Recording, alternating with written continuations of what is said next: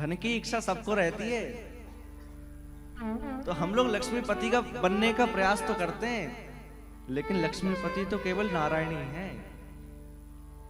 लक्ष्मी को मां बना लो या लक्ष्मी को बेटी बना लो। लक्ष्मी को बेटी बनाएंगे तो वह हमारे पिता के रूप में ख्याल रखेगी। बेटी कितना ख्याल रखती है। लक्ष्मी को बेटी मान लो या फिर लक्ष्मी को मां मान लो। हम लोग बच्चों को बताते हैं चंदा मामा, कहते हैं ना, तो चंदा हमारे मामा कहां से हुए? आप लोगों को पता है चंदा मामा क्यों कहलाते हैं? समुद्र से उत्पन्न हुई लक्ष्मी, समुद्र मंथन के समय पर समुद्र से ही उत्पन्न हुई है, और उसी समुद्र मंथन में चंद्रमा भी प्रकट हुए हैं। तो उस नाते लक्ष्मी हमारी मां है। और लक्ष्मी के भाई कौन होते हैं? हमारी मम्मी के भाई कौन होते हैं? मामा कहलाते हैं ना, इसलिए चंदा मामा कहा जाता है। या तो लक्ष्मी को मां मान लो या लक्ष्मी को बेटी मान लो।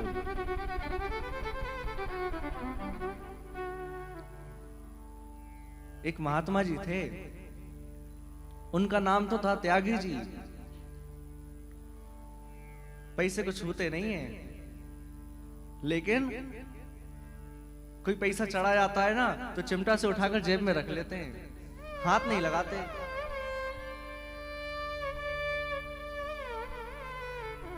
भैया लक्ष्मी को मां मान लो या लक्ष्मी को बेटी मान लो। और बेटी जब बड़ी होने लगे ना तो क्या हम उसको घर में ही बिठा कर रखते हैं?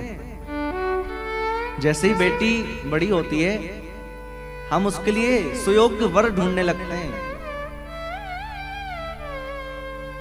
तो जैसे ही हमारे घर में बेटी बड़ी हो, हमारे घर में लक्ष्मी बड़ी हो, लक्ष्मी के बड़े होने का अर्थ क्या है? जैसे ही लक्ष्मी बढ़ने लगे तो उसका विवाह कर देना चाहिए। कहां? शिशुपाल के संग नहीं, नारायण के संग।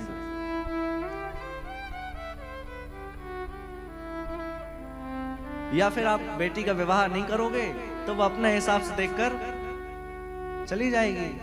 इसी प्रकार लक्ष्मी है, या तो आप उसको सही जगह पर लगा दो, और नहीं लगाओगे तो किसी दिन ऐसी रेड पड़ेगी घर पे कि सब चला जाएगा, चोरी हो जाएगी, सब चला जाएगा। क्योंकि लक्ष्मी कहीं स्थिर नहीं रहती। इसलिए समय से हमें अपनी लक्ष्मी रूपी बेटी, हमें लक्ष्मी का नारायण के चरणों में समर्पण कर देना चाहिए। लक्ष्मी को पत्नी नहीं बनाना चाहिए।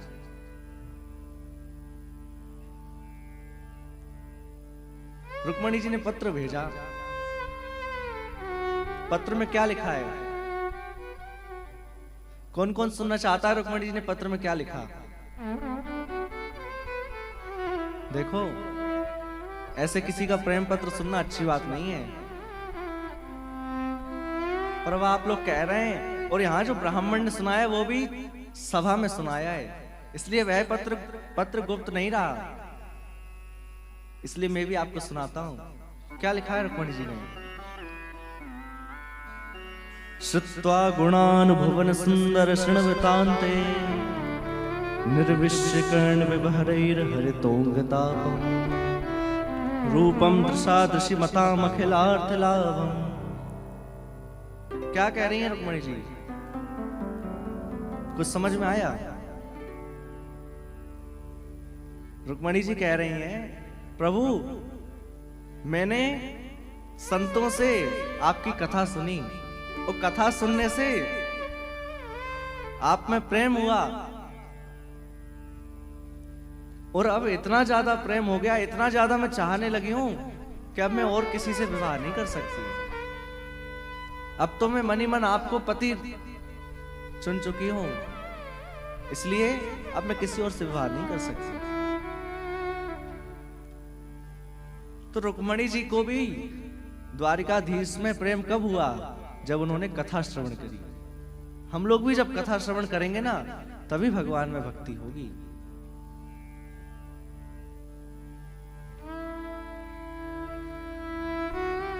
इसके बाद भगवान का वंश सुनाया है। भगवान के प्रथम पुत्र हुए श्री प्रद्युम्न जी। सम्रासुर उठाकर ले गया, समुद्र में फेंक दिया, लेकिन अपनी मृत्यु को कोई टाल नहीं पाता है। अरे हम कितना भी चाहे कि मृत्यु को टाल दें, लेकिन कोई टाल पाया है? कंस ने कितना सोचा मृत्यु को टाल दूं, 6 बालकों को मार दिया, पर क्या मृत्यु टली?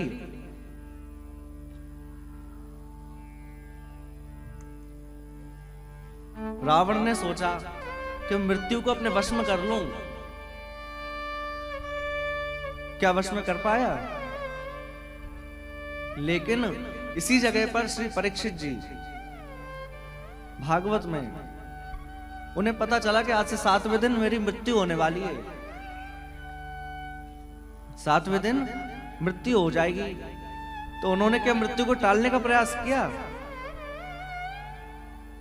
उन्होंने मृत्यु को संवारने का प्रयास किया, मृत्यु को सार्थक बनाने का प्रयास किया है।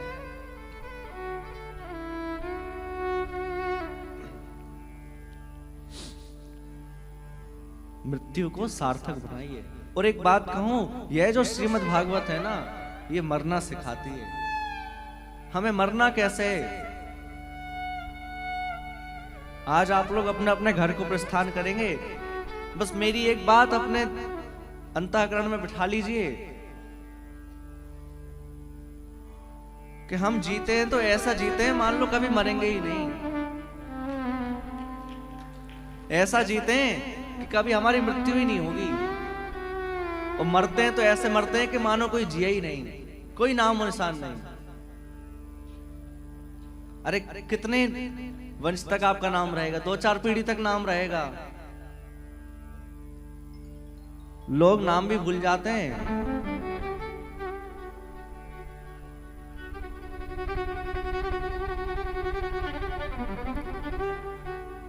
एक पति पत्नी थे। देखो आज कथा का क्रम तो बहुत कम ही होगा, बस जो अपने हृदय में जो बात बिठानी है ना, उसको बिठा लीजिए, आपको पूरी भागवत समझ आ जाएगी। एक पति पत्नी थे, खूब लड़ते थे आपस में, इतना लड़ते थे, इतना लड़ते थे। एक दिन पत्नी ने कहा कि देखो तुम सबसे इतना लड़ते हो, मुझसे ही नहीं, पड़ोसी से भी लड़ते हो, हर व्यक्ति से इतना लड़ते हो, तुम मरोगे ना तो कोई रोएगा भी नहीं। क्या कहा? मरोगे तो रोएगा भी नहीं।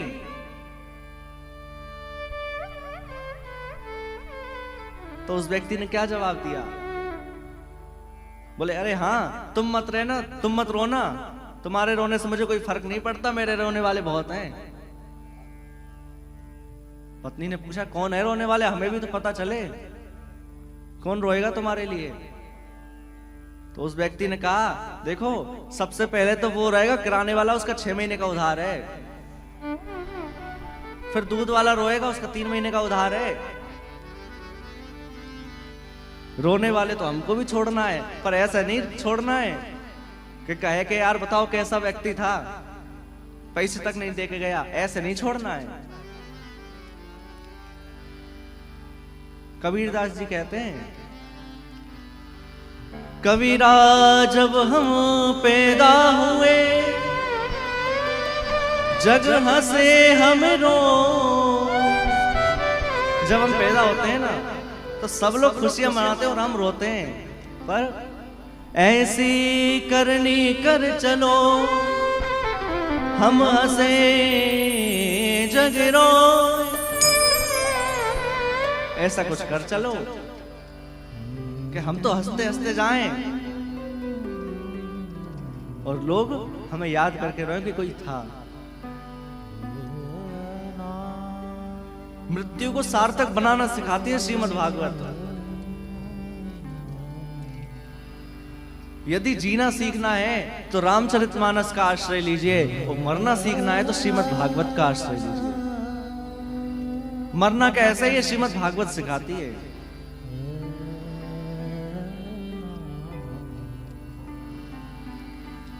सम्रासुर ने अपनी मृत्यु को टालने का प्रयास किया, पर वही प्रद्युम्न जी, वही बालक, एक मछली निकल गई, और जब मछुआरों ने उस मछली को चीरा गया ना बीच में से, उसमें से एक जीवित बालक निकला, यही प्रद्युम्न जी। और मछली सम्रासुर की ही रसोई में भेंट कर दी, क्योंकि था तो राक्षस। अब देखो मृत्यु को कितना टालने का प्रयास किया, पर मृत्यु स्वयं चलकर उसके घर में आ गई।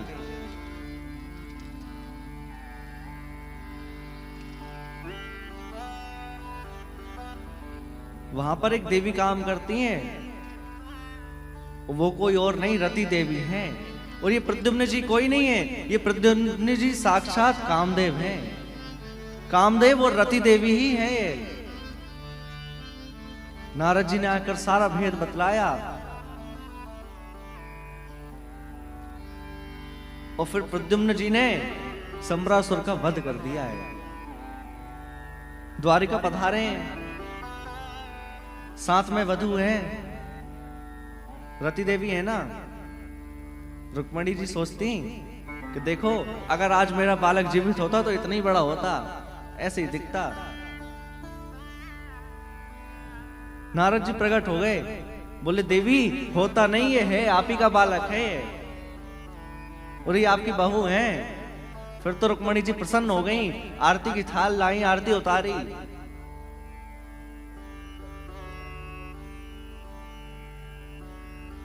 द्वारिका में प्रवेश किया। इसके बाद ठाकुर जी के अन्य विवाहों की कथा है। ठाकुर जी के कितने विवाह हुए? कितने? 16,108, जिसमें से एक विवाह की चर्चा हमने कल श्रवण की। अब आप कहेंगे महाराज जी अभी तो एक ही विवाह हुआ है, 16,107 होने में तो आप तो ऐसे सालों लगा दोगे। देखो, जो ठाकुर जी का रुक्मणी जी के संग विवाह हुआ है वह मुख्य विवाह है। बाकी विवाह तो देखना आप अभी कैसे होते हैं। इसके बाद स्यमंतक मणि का कथा है। इसी स्यमंतक मणि के प्रकरण में ठाकुर जी के 2 विवाह हुए हैं।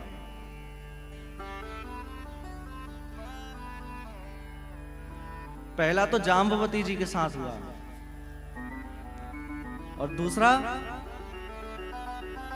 सत्यभामा के साथ विवाह हुआ। ठाकुर जी के 3 विवाह हो गए। ठाकुर जी का 4था विवाह, ठाकुर जी इंद्रप्रस्थ पधार रहे थे। वहां अर्जुन और श्री कृष्ण यमुना जी के तट पर घूम रहे थे। वहां देखा एक देवी तपस्या कर रही है। अर्जुन ने कहा भगवान ये देवी कोई है, तपस्या कर रही है, आप कहें तो जाकर पूछूं। भगवान श्री कृष्ण ने कहा जाओ पूछो कौन है। अर्जुन ने जाकर पूछा देवी आप कौन है, किस लिए तपस्या कर रही हैं?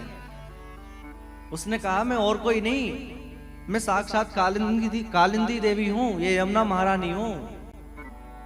अरे आप किस लिए तपस्या कर रही हैं? बोले मैं श्री कृष्ण को पति रूप में चाहती हूं, इसलिए मैं तपस्या कर रही हूं। अर्जुन ने कहा कि अब तो आपकी बात बन गई। अर्जुन भगवान श्री कृष्ण के पास गए, कहा प्रभु और किसी के लिए नहीं, आपके लिए तपस्या हो रही है।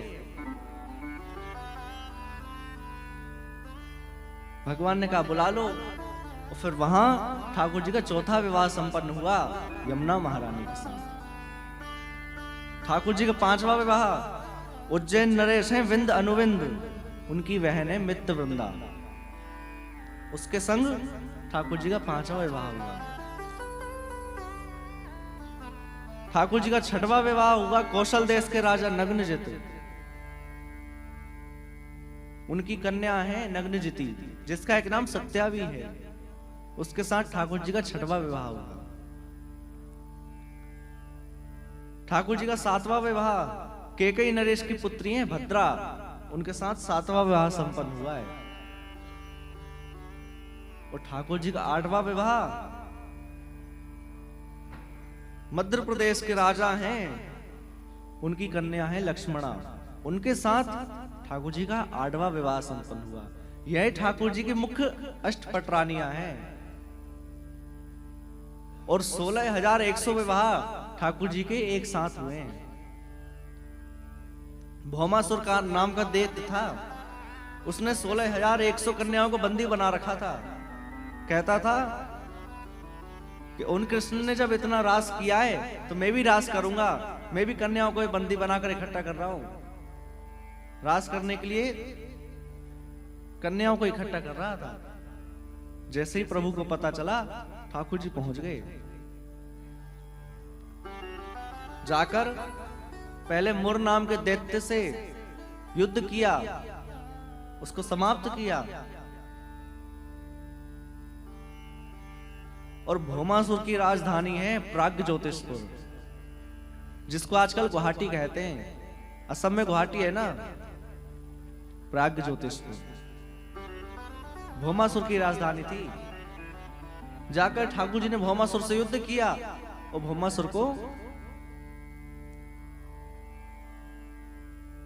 भौमासुर की वहां मृत्यु कर दी, भौमासुर को समाप्त कर दिया। अब उन सब कन्याओं ने पूछा कि हम कहां जाएं? अरे हमारे घर वाले हमें स्वीकार नहीं करेंगे, हम कहां जाएं? तब ठाकुर जी ने कहा कि जिसका कोई नहीं है ना, उसका मैं हूं, तुम सब मेरे पास आ जाओ। और वहां ठाकुर जी ने 16,100 कन्याओं के साथ एक साथ इतने सारे रूप बनाए और एक साथ एक ही मुहूर्त में सबसे विवाह किया। अब ठाकुर जी के 16,108 विवाह हो गए। नारद जी आए एक बार देखने कि देख के तो आऊं गृहस्थी कैसी चल रही है। अरे मैं तो एक करने वाला था, मुझे एक भी नहीं करने दिया। मैं तो एक कर रहा था, इनको उसमें भी दिक्कत थी। इन्होंने 16,108 कर लिया, मैं देख के आऊं कैसा मजा आ रहा है। नारद जी पधारे, आकर सबसे पहले रुक्मणी जी के महल में गए तो क्या देखते हैं, ठाकुर जी अपने बालकों के साथ खेल रहे हैं, बैठे हैं। नारद जी को आते देख उनकी आरती उतारी, 2 लड्डू पवाए। नारद जी कहने लगे, चलो प्रभु मैं चलता हूं, मुझे कहीं जाना है। नारद जी सत्यभामा के महल में चले गए। सोचा कि इनसे जाकर कहूंगा कि देखो तुम्हें प्रेम नहीं करते, रुक्मणी जी के महल में ही रहते हैं ठाकुर जी। जैसे ही सत्यभामा के महल में आए तो क्या देखते हैं, ठाकुर जी वहां अपने मंत्रियों के साथ मंत्रणा कर रहे हैं, बैठक कर रहे हैं। नारद जी को तो समझ में नहीं आया ये क्या लीला है। तीसरी रानी के महल में गए, वहां देखा ठाकुर जी अपना नित्य क्रिया कर रहे हैं, संध्या वंदन कर रहे हैं।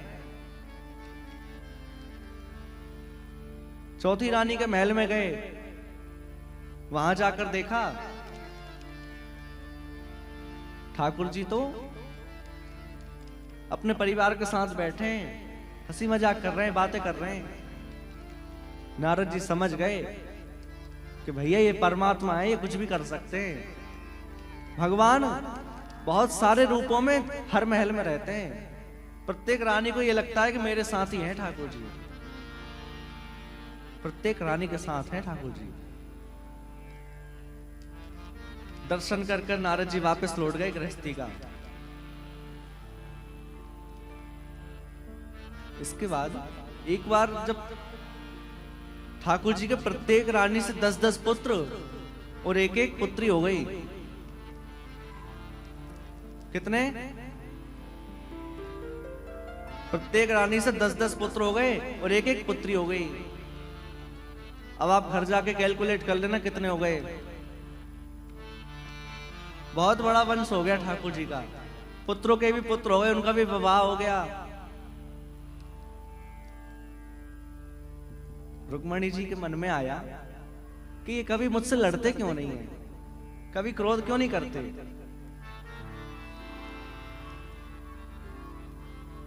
अरे मैं कितना भी कुछ भी कर लूं, ये मुझसे लड़ते ही नहीं है। कई बार रुक्मणी जी ने विपरीतता करके देख ली। रुक्मणी जी ने कहा प्रभु आज आप नीले वस्त्र पहनिए, नीले वस्त्रों में आप बहुत अच्छे लगते हैं। ठाकुर जी ने जानबूझकर उस दिन पीले वस्त्र पहने कि ये मुझसे लड़े।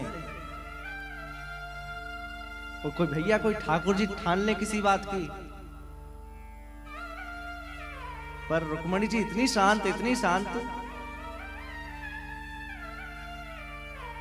रुक्मणी जी कहती है प्रभु आज आप प्रसाद में क्या पाएंगे, क्या पसंद है आपको बताइए, मैं वो बनाती हूं। ठाकुर जी बता देते हैं हमें ये पाना है। जैसे ही रुक्मणी जी बना के लाती हैं, ठाकुर जी कहते हैं अब इसकी इच्छा नहीं है, अब ये नहीं पाएंगे, अब दूसरा कुछ पाएंगे, दूसरा बना के लाओ। अब आजकल की होती तो कहती खाना है तो खा लो, नहीं खाना है तो चले जाओ। अरे अब क्या बनाती ही रहूंगी दिन भर। लेकिन रुक्मणी जी, जी प्रभु आपकी जैसी आज्ञा।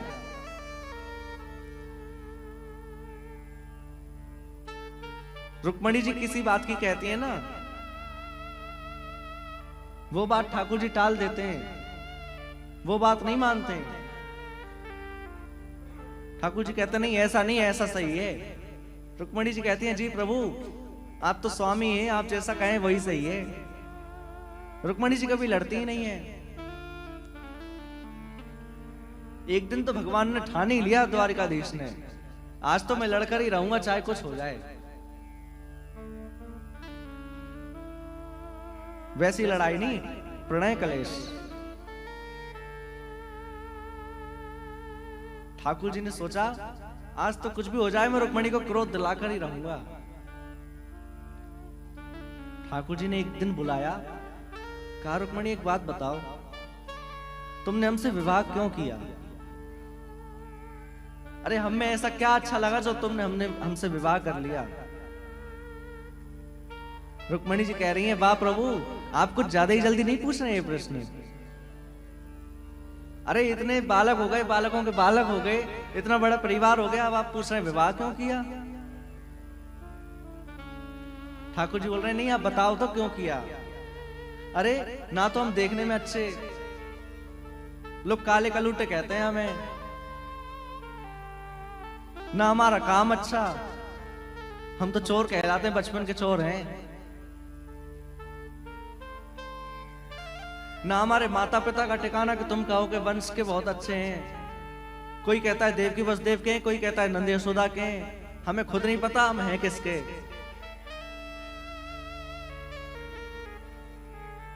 अरे तुम यदि कहो कि हम वीर हैं, हम योद्धा हैं, वीर पुरुष हैं, तो उसमें भी नहीं, हम तो रण छोड़ के भागे, रण छोड़ कहलाते हैं। तो ना तो हमारा रूप अच्छा, ना काम अच्छा, ना माता पिता, फिर आपने हमसे विवाह क्यों किया? रुक्मणी जी सुन रही हैं बैठी बैठी। और अब ठाकुर जी ने एक बात कह दी जो रुक्मणी जी को सहन नहीं हुई। ठाकुर जी ने कहा देखो रुक्मणी, हम तो कहते हैं अभी भी कुछ नहीं बिगड़ा। अरे अभी भी शिशुपाल तैयार है बारात लेकर, तुम कहो तो मैं शिशुपाल को अभी बात कर लूंगा, तैयार कर लूंगा, अभी विवाह करा देता हूं मैं। देखो वो देखने में भी सुंदर है, तुम्हारी जोड़ी अच्छी बनेगी, मैं तुम्हारी विवाह उसी से करा देता हूं। और जैसे ही ये सुना रुक्मणी जी को क्रोध नहीं आया, रुक्मणी जी मूर्छित होकर गिर गई। बोला प्रभु आप ऐसा मत कहिए, मूर्छित होकर गिर गई। ठाकुर जी तुरंत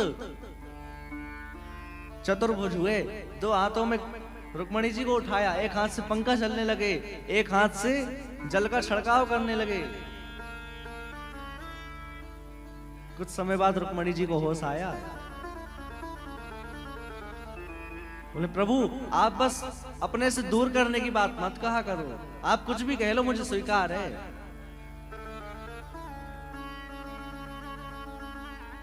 और फिर रुक्मणी जी कह रही हैं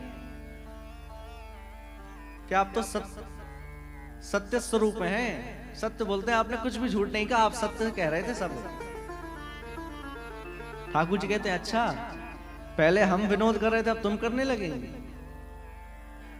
अरे हम तो कह रहे थे हमारे माता पिता निश्चित नहीं है।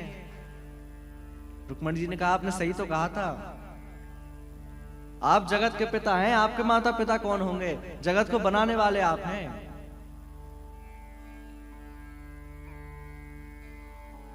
ठाकुर जी कह रहे हैं वाह, तुमने तो अच्छे उत्तर निकाल लिए। ठाकुर जी कहने लगे हम तो कह रहे थे बचपन के चोर हैं। रुक्मणी जी ने कहा आपने सही कहा था, आप बचपन से चोर हैं। आप गोपियों का, ब्रजवासियों का और यहां तक कि जितने भक्त हैं सबका हृदय चुरा लेते हैं, सबका मन चुरा लेते हैं। आप चोरी हैं बचपन से। और प्रभु आपने कृपा की जो आप श्याम वर्ण में पधारे। और हमारे ब्रज के संत तो कहते हैं कि भैया अच्छा हुआ जो ठाकुर जी लाला बनकर पधारे। यदि लाली बनकर पधारते ना तो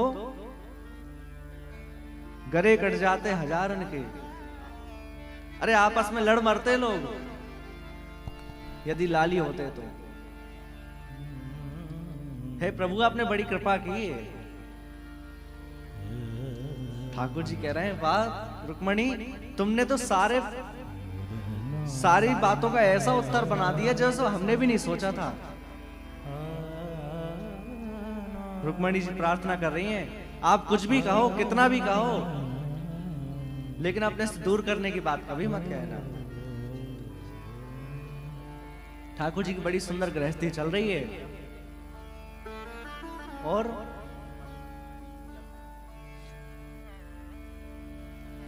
हम सब ठाकुर जी से प्रार्थना करें,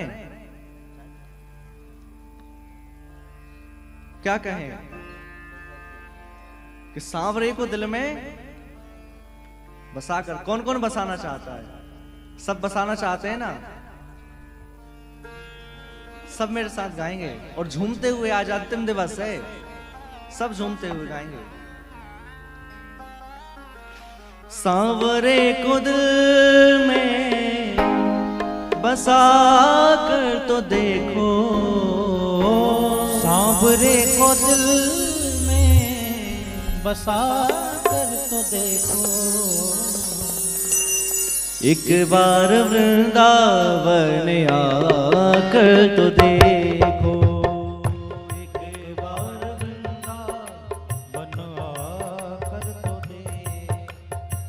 सांवरे को दिल में बसा कर तो देखो, सांवरे को दिल में बसा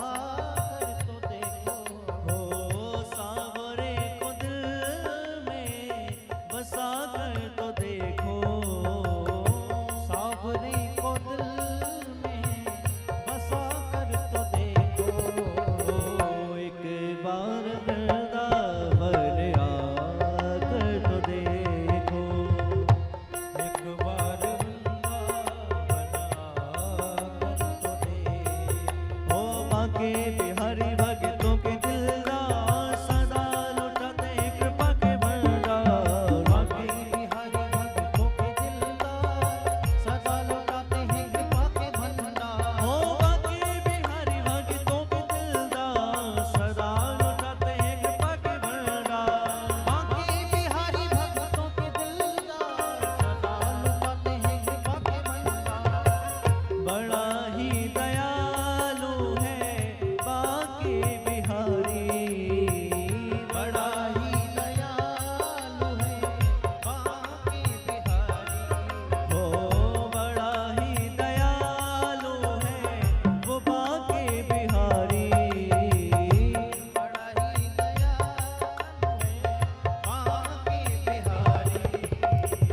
एक बार वृंदावन